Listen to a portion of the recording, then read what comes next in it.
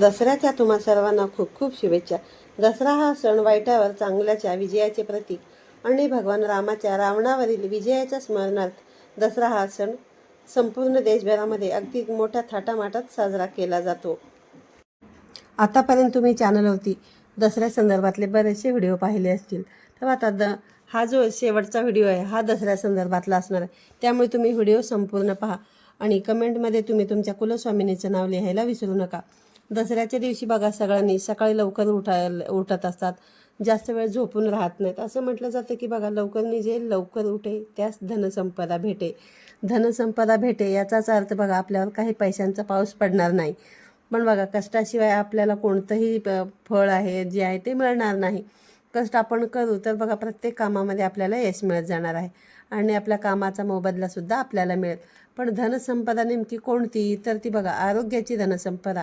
कारण लवकर उठल्यामुळे आपल्याला खूप चांगल्या पद्धतीच्या सवय लागून जाते आणि आपली कामं जी आहेत ती पटापट होत असतात. स्वतःसाठी वेळ देता येतो आणि आरोग्यावरती सुद्धा त्याचा परिणाम होत असतो.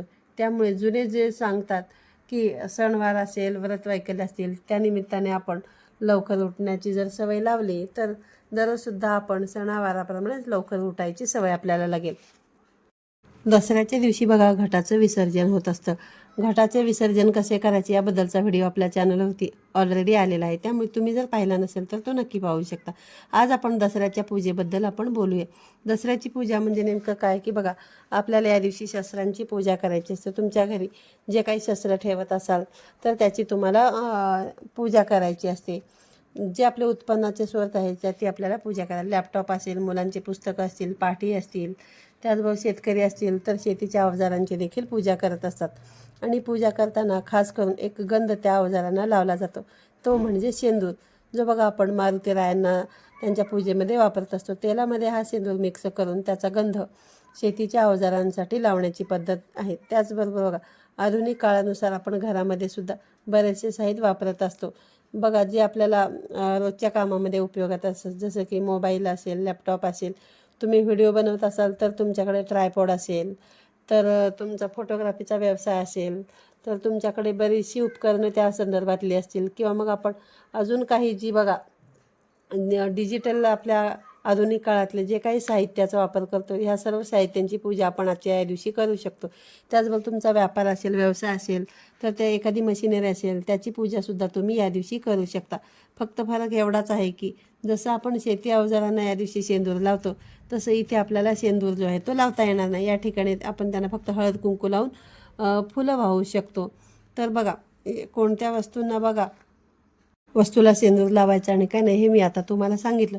त्याचबरोबर तुमच्या घरामध्ये जर लहान मुलं असतील, शाळेत जाणारी असतील तर मग त्यांच्या मुलांना ना एक छोटीशी पूजा करायची आहे. ती पूजा जी आहे ना ती मुलांकडूनच तुम्हाला करून घ्यायची आहे.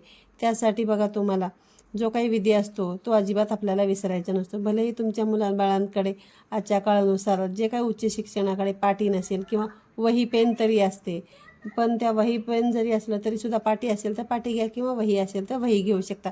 त्याच्यावरती बघा आईवडिलांनी काढल्यापेक्षा मुलांना स्वतः काढायला लावा. तुम्ही त्याच्यावरती सरस्वतीचं यंत्र काढावं आणि या सरस्वती यंत्राची पूजा करावी. सरस्वती यंत्राची पूजा करताना हा श्लोक अवश्य म्हणावा. मी तुम्हाला डिस्क्रिप्शन बॉक्समध्ये सुद्धा देईल. तो श्लोक बघा. या कुंदेंदू तुषारहार धवला, या शुभ्र वस्त्रावृता, या विणावर दंडमंडित करा, या श्वेत पद्मासना, या ब्रह्माच्युत शंकर प्रभुदे वे सदा वंदिता, सामापातू सरस्वती भगवतू निशेष जाड्या पहा. संस्कृत श्लोक असल्यामुळे बघा थोडासा उच्चार चुकला असेल तर मला त्याबद्दल क्षमा करा. पण बघा तुम्हाला व्यवस्थित म्हणता यावे यासाठी मी तुम्हाला डिस्क्रिप्शन बॉक्समध्ये सुद्धा देईन आणि स्क्रीनमध्ये सुद्धा देईल मी तुम्हाला. ज्यांना म्हणता येणार नाही त्यांनी मग फक्त ओम श्री सरस्वते दैवे नमः म्हटला तरीसुद्धा चालेल. पण एक वेळा म्हणू शकता किंवा 11 वेळा जप करू शकता आणि तुमच्या मुलाबाळांना सुद्धा हा जो मंत्र आहे ना तो म्हणायला लावू शकता. जर बघा तुम्ही घटस्थापना केलेली असेल तर घटाखाली जे काही धान्य उगवतं त्यातलं जे धान्य आहे ते धन म्हणून आपल्या तिजोरीमध्ये ठेवायला तुम्ही अजिबात विसरू नका. बऱ्याच वेळा बघा तुम्ही एका उपायामध्ये ऐकलंच असेल की तुळशीमध्ये बघा एखादं जेव्हा झाड उगवतं किंवा अगदी बारीकसं गवत उगवतं तर त्यालासुद्धा बघा तुळशी मातेचा आशीर्वाद लाभल्यामुळे किंवा तुळशीच्या कुंडीत ते उगवल्यामुळे त्याला खूप महत्त्व प्राप्त होतं. त्याच पद्धतीने बघा, जसं आपण नवरात्रीच्या 9 दिवसांमध्ये घटस्थापना करत असतो, त्याच्या खाली मातीमध्ये आपण धान्य पेरत असतो, त्याला आपण वेदिका म्हणतो. आणि या वेदिकेमध्ये बघा, जे काही पीक तयार होतं किंवा जे काही धान्य उगवतं त्याला आपण धन म्हणतो. त्यामुळे आपल्या घरामध्ये सुद्धा धनधान्याची बरकत राहावी यासाठी थोडं का होईना धन जे आहे ना, ते एखाद्या लाल कपड्यामध्ये गुंडाळून किंवा मग एखाद्या छोट्याशा कागदाच्या तुकड्यामध्ये गुंडाळून तुम्ही ते जे धन आहे ते तुमच्या तिजोरीमध्ये किंवा ज्या ठिकाणी तुम्ही पैसे ठेवत असाल त्या ठिकाणी तुम्ही ते ठेवू शकता. नवरात्रीची सांगता बघा, देवीची तळी भरल्याशिवाय होत नाही, पण काही भागामध्ये बघा तळी भरण्याची पद्धत नाही. तळी कशी भरावा याबद्दलचा व्हिडिओसुद्धा आपल्या चॅनलवरती आलेला आहे.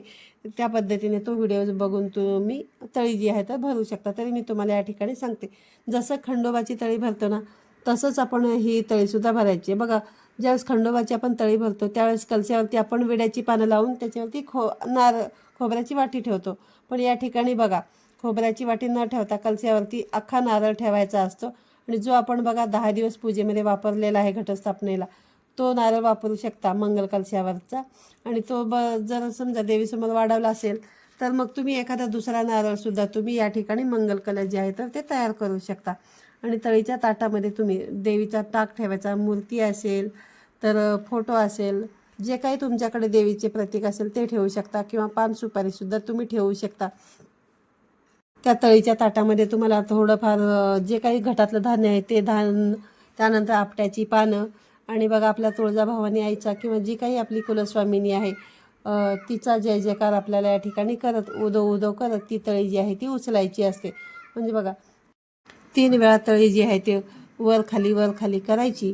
आणि त्याच्यानंतर जे काही डोक्यावरती एकाने टोपी घेतलेली असेल तळी भरत असताना, ते आसन जे घेतलेलं असतं तळीचे ताट ठेवण्यासाठी, ते ताटावरती टोपी ठेवायची आणि त्याच्यावरती ती तळी एकदा खाली ठेवायची, 3दा वर खाली करून ते त्याच्यावरती ठेवायची. त्याच्यानंतर ती पुन्हा 2 वेळा उचलायची, आणि असं एकूण 5 वेळा आपल्याला देवी आईचा उदो उदो करत ही जी तळी आहे ती तळी भरायची असते. अशा पद्धतीने बघा, जे कलशातलं नारळ आहे ते तळी भरून झाल्यानंतर ते वाढवायचं आहे. आणि आपल्या कुलस्वामींचं जे काही मूळ दिशा आहे, ज्या दिशेला असेल तुमच्या घराच्या बाजूने, त्या दिशेला तुम्ही ह्या नारळाच्या जे काही नारळ वाढवलेला आहे त्याचे तुम्ही एक तुकडे करून 4-5 तुकडे तुम्ही त्या दिशेने जे आहे तर ठेवू शकता. ज्या तुमचं जे घर आहे त्या घरापासून तुमच्या कुलदेवीचं स्थान ज्या ठिकाणी आहे हे आपल्याला माहितीच असते. त्या दिशेनं तुम्हाला 5 खोबऱ्याचे छोटे छोटे तुकडे त्या दिशेला तुम्हाला उधळून द्यायचे आहेत. आणि त्यानंतरच बघा, बाकीचा जो प्रसाद असतो नारळाचा खोबऱ्याचा तो आपण सर्वांनी खायचा असतो. किंवा मग लगेच जर खायचं नसेल तर मग तुम्ही त्याच्यापासून एखादा गोडाचा पदार्थ देखील बनवू शकता. आणि तो जो पदार्थ आहे तो पदार्थ तुम्ही प्रसाद म्हणून खाऊ शकता. अशा पद्धतीने त्या नारळाचा तुम्ही वापर करू शकता. त्यानंतर आपल्या देवीचा जो काही टाक आहे तो आपण आपल्या देवघरामध्ये ठेवायचा आहे. जे काही तुम्ही तळी भरण्यासाठी घेतला असेल तो पान सुपारी जी असेल ते मी तुळशीच्या कुंडीमध्ये ठेवू शकता. आणि सुपारी जी आहे ती तुम्ही पुढील एखाद्या पूजेमध्ये सुद्धा वापरू शकता. तर अशा पद्धतीने हे तळी भरायचे आहे. त्यानंतर बघा, दसऱ्याच्या दिवशी आपल्याला एक खास फूल आपल्या घरी आणायचं आहे. तर ते कोणतं फूल मी तुम्हाला सांगते. सगळ्यांना ओळखता येणारं ते फूल आहे, ते म्हणजे बघा गोकर्णाचं फूल. गोकर्णाला बघा काही ठिकाणी अपराजिता असं देखील म्हटलं जातं, काही ठिकाणी रानतूर असेही म्हटलं जातं. तर गोकर्णाची फुलं बघा आपल्याला साधारणतः 2 ते 3 रंगाची पाहायला मिळतात. पांढरं, गुलाबी, त्याच्यानंतर निळ्या रंगाचा, असे मी फुलं पाहिलेली आहेत. आणि मग पूर्ण पांढऱ्या असतात, काही फिकट गुलाबी असतात, आणि एक डार्क असं निळा कलरचा असतो. तुम्हाला जे भेटेल ते फूल तुम्ही आणा, पण शक्यतो तुम्ही गोकर्णाचं झाडसुद्धा तुम्ही या दिवशी तुमच्या घरामध्ये लावू शकता. कोणाकडे झाड असेल तर त्याच्याकडच्या शेंगा आणून आहे ना त्या तुम्ही लावू शकता. गोकर्णाचे फुलाचे खूप फायदे आहेत, आणि ते आणून तुम्ही तुमच्या घरामध्ये एका कुंडीमध्ये लावू शकतात. त्यानंतर बघा, जर तुम्हाला फूल मिळालं तर मग तुम्ही ते फूल आणायचं आहे, आणि मग त्यातलं जे एक फूल आहे ते तिजोरीमध्ये ठेवू शकता. आणि बघा, जास्त मिळाली तर मग तुम्ही त्यातली एखादं फूल तुम्ही देवीला सुद्धा वाहू शकता. त्याच पद्धतीने बघा, एखादं फूल तुम्ही तांब्यामध्ये पाणी घेऊन त्याच्यामध्ये टाकू शकता. आणि त्या पाण्याने बघा, जे काही गोकर्णच्या पाण्याने तुमच्याकडे असेल, श्रीयंत्र असेल, किंवा मग माता लक्ष्मीच्या संबंधित अजून काही तुमच्याकडे असतील, कवड्या असतील, किंवा शंख असेल, कासव असेल, किंवा प्रत्यक्ष माता लक्ष्मीची तुमच्याकडे जर मूर्ती असेल त्या मूर्तीला सुद्धा तुम्ही अभिषेक घालू शकता. तर बघा, गोकर्णाला आपण बघा अपराजिता असे म्हणत असतो. आणि दसऱ्याच्या कथा तुम्ही ऐकल्याच असतील, तर त्यासुद्धा अशाच आहेत की बघा, देवीने महिषासुराचा वध केला होता, म्हणजेच एक प्रकारे विजय दिवस आपण यासाठीच म्हणत असतो. त्या दिवशी बघा देवी मातेचा विजय झालेला होता. अधर्मावरती धर्माचा विजय, किंवा मग चांगल्याचा वाईटावरती विजय या अर्थाने आपण दसऱ्याचा सण साजरा करत असतो. त्यामुळे अपराजिता की बघा, जी कधीही पराजित होत नाही, जी कधीही हरत नाही, तिचा सदैव विजय होत असतो, अशा अर्थाने गोकर्णीच्या फुलाला अपराजिता असे सुद्धा म्हटले जाते. त्यामुळे हे झाडसुद्धा आपल्या घरी असणे खूप महत्त्वाचे आहे. आणि फुलेसुद्धा बघा भगवान शिवशंकराच्या पूजेमध्ये चालतात. आणि त्यातली निळ्या रंगाची जी गोकर्णाची फुलं असतात, तिचा जर निळा रंग तुम्ही व्यवस्थित पाहिला तर बघा तुमच्या लक्षात येईल की बाजारामध्ये बघा नजर लागू नये यासाठी एक मणी भेटत असतो, ज्याला आपण नजरिया असं म्हटलं जातो किंवा येवलाई या नावाने सुद्धा ते ओळखत असतो. त्याचा रंग आणि गोकर्णीच्या फुलाचा रंग अगदी सेम टू सेम असतो. आपण जर बघा आपल्या घरी गोकर्णाचं झाड लावलं म्हणजे त्यानंतर बघा अर्थात त्याची वेल तयार होते. ती जर वेल आपण लावली, त्याला येणारी जी काही फुलं आहेत त्याच्यावरती आपली नजर पडली तरीसुद्धा बघा आपल्याला अगदी प्रसन्न वाटेल. आणि मुख्य म्हणजे बघा कधी कधी आपल्या संपूर्ण घराला किंवा आपल्या घरातील एखाद्या व्यक्तीला नजर लागत असते, नजर उतरवण्यासाठी म्हणून सुद्धा आपण त्या फुलांचा वापर जो आहे तर तो करू शकतो. इतकं महत्त्व त्या अपराजिताला आहे. आणि तुम्ही बघा तो महालक्ष्मीच्या कॅलेंडरमध्ये सुद्धा पाहिलं असेल की दसऱ्याच्या दिवशी आपण शमीच्या झाडाची देखील पूजा करू शकतो, अश्वांची पूजा करू शकतो. त्याचबरोबर बघा अपराजिता म्हणजेच गोकर्णाची पूजासुद्धा करता येते. ज्यांच्या घरामध्ये बघा गोकर्णाचं झाड वेली स्वरूपामध्ये असेल बघा, तर तुम्ही काय करू शकता, त्या झाडाची सुद्धा तुम्ही संध्याकाळी त्या ठिकाणी दिवा देखील लावू शकता आणि नमस्कार देखील करू शकता. दसऱ्याच्या दिवशी बघा आपण आपट्याची पानं जी आहेत ती सोनं म्हणून एकमेकांना देत असतो. तर आपल्या घरामध्ये बघा जी काही ज्येष्ठ मंडळी आहेत, आपल्यापेक्षा वयाने आहेत, नात्याने आहेत, त्यांचं देखील बघा लहानांनी त्यांना सोन्याची पानं द्यायची असतात आणि आशीर्वाद घ्यायचा असतो. आणि घरातील बघा वयाने मोठी किंवा नात्याने मोठी असलेल्या मंडळींनी त्या लहानांना आपट्याची पानं सोनं म्हणून द्यायची असतात. तर हा नियम जो आहे तो तुम्ही लक्षात ठेवा. लहानांनी मोठ्यांना आपट्याची पानं शुभेच्छा म्हणून देऊ शकतात, पण शक्यतो लहानांनी मोठ्यांना आपट्याची पानं देत नाहीत असं मानलं जातं, कारण मोठ्यांनी द्यायची असतात ती लहानांना आणि त्यांचा आशीर्वादसुद्धा देऊ शकता. जर तुम्हाला द्यायचीच असतील तर तुम्ही शुभेच्छा म्हणून देऊ शकता. अगदी हे दसऱ्याचे खूप साधे आणि सोपे नियम असतात, पण आपण त्यांचा मान नक्कीच राहायला पाहिजे. त्यानंतरचा बघा बरेच जणांचा असा प्रश्न असेल की आमच्याकडे दसऱ्या दिवशी मांसाहार करत असतात, ती पद्धत बरोबर आहे की चूक आहे, किंवा बघा काही ठिकाणी देवीला सुद्धा बलिदान जे आहे तर ते दिलं जातं. तर बघा पद्धती बघा प्रत्येक भागामध्ये वेगवेगळ्या असतात. पण बघा महिषासूर असेल किंवा मग जे काही दैत्य असतील त्यांना शक्यतो मांसाहारी नैवेद्य दाखवण्याची पद्धत असते. देवीला बघा तुम्ही कुठेही माहिती वाचली असेल तरी बघा देवीला हेच ऐकायला किंवा वाचायला मिळेल की देवीला हा सात्विक नैवेद्य असतो. मेथीची भाजी, पोळी, वरणाचा नरमाळ, साधं वरण भात नैवेद्य जो आहे तो देवीला दाखवला जातो. जास्त बघा आपल्या महाराष्ट्रामध्ये. आणि पुढे पुढे जर जात गेला तर तुम्ही बघा पुरण वगैरे असेल तर देवीला पुरणपोळीचा नैवेद्य जो आहे तो दाखवला जातो. आपल्या चॅनलवरती बघा देवीला मांसाहारी नैवेद्य का दाखवला जातो याबद्दलचा सविस्तर व्हिडिओ आहे, त्यामध्ये मी संपूर्ण माहिती दिलेली आहे. तुम्ही जर तो व्हिडिओ अजून पाहिला नसाल तर तो व्हिडिओ तुम्ही नक्की जाऊन पाहू शकता. बघा काही ठिकाणी आपल्या देवीला कालिका माता असं सुद्धा म्हणतात आणि कालिका देवीला मांसाहारी नैवेद्य दाखवला जातो. पण बघा अज्ञान वाढवण्यापेक्षा बघा आपण सगळी मंडळी बघा आजच्या काळामध्ये खूप सुशिक्षित आहोत, सुज्ञ आहोत. पूर्वीच्या काळी असं असायचं की बघा शिक्षणाचा अभाव असायचा आणि बऱ्याच मंडळीचं शिक्षण नसायचं. त्यातलं त्यात म्हणजे बघा 100रातला एखाद दुसरा व्यक्ती हा सुशिक्षित असायचे, त्याचं शिक्षण झालेलं असायचं आणि बाकी सर्व जे आहे ते अशिक्षित असायचे. कोण शाळेत गेलेले असायचे किंवा शाळेतसुद्धा तोंडसुद्धा बऱ्याच जणांनी पाहिलेलं नसायचं. त्यामुळे बघा आपण लक्षात घ्यायला हवं की हा जो देवीला नैवेद्य दाखवतो तर तो देवीला नसून तो त्या दैत्याला म्हणजे त्या महिषासुराला दाखवला जातो. त्यामुळे इथं तुमचा हा जो काही मुद्दा आहे तो या ठिकाणी क्लिअर झाला असेल की मांसाहार योग्य आहे की अयोग्य आहे. तरी बघा तुमच्याकडे जी काही पद्धत असेल ते तुमच्या पद्धतीने तुम्ही करू शकता. बघा आपण सणावाराचे बरेचसे व्हिडिओ बनवत असतो मी, त्यावेळेस धार्मिक गोष्टी बघा वाचण्यात येतात. त्यामुळे मी तुम्हाला या ठिकाणी सांगते की अज म्हणजेच बोकड, आणि या बोकडाचा बळी बघा नवरात्रीमध्ये अष्टमीला किंवा मग दसऱ्याच्या दिवशी देण्याची पद्धत असते. तुळजापूरला सुद्धा ही पद्धत होती, अजूनही आहे. तर बघा आहे किंवा नाही माहीत नाही आहे, पण बघा वाचनामध्ये आलेलं की आज म्हणजे बोकड देण्याचं बळी देण्याचं एकच कारण की बोकडाला बघा एक प्रकारचा वास असतो. तो तुम्हाला माहितीच असेल की बकऱ्याचा कसा उग्र वास येतो. त्यामुळे तुम्ही बघा शेळ्यांच्या आसपास गेला असेल तर तुम्हाला वास आलाच असेल की तर त्यामध्ये अशी माहिती होती की बघा बोकडामध्ये एक विचित्र वास असतो आणि तो काहीच कामाचा नसतो. म्हणून बघा अज म्हणजेच अर्थात बोकड तो बळी देण्याची पद्धत जी होती आणि ती अजूनही बऱ्याच ठिकाणी बळी देण्याची पद्धत आहे. पण बघा ज्याचा काहीच उपयोग होत नाही, ज्याला काही विशिष्ट वास आहे, पण ते सगळं देवाघरचंच आहे.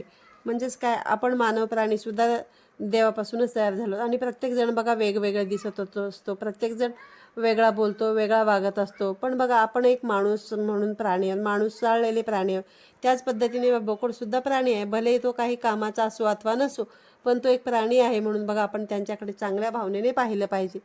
म्हणजेच काय तर बघा आपण त्याच्यावरती दया दाखवली पाहिजे. कोणत्याही प्रकारची हिंसा जी आहे ती आपण या दिवशी करायला नाही पाहिजे. आपण जे खातो, जे पाहतो, तेच बघा तेच बोलतो आणि बघा तसेच आपले आचार आणि विचारसुद्धा बनत जातात. त्यामुळे या दिवशी शक्यतो आपण मांसाहार करू नये.